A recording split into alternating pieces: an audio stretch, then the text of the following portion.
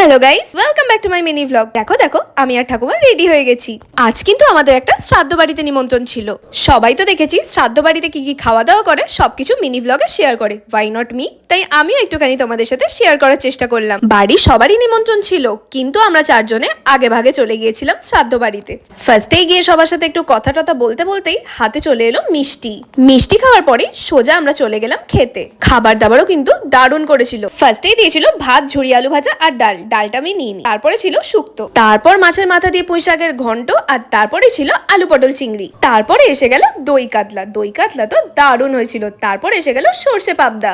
তারপর আমের চাটনি পাঁপড়, পায়েস মিষ্টিটা আমি নিইনি গাইস। তারপরে ছিল চকলেট সন্দেশ আর দই। খাওয়া দাওয়া করে এসে তো আমরা সবাই আলাদাই মুডে ছিলাম আমাদের, তাই একটুখানি ফ্রুটি পার্টি হচ্ছিল। তারপর সবাই মিলে গল্পগুজব করতে করতে একটু চা বিস্কিট খেলাম। মাঝে মধ্যে কিন্তু ভ্লগারদের অপমানিত হতে হয়। এখানেই ভ্লগটা এন্ড করলাম, বাই।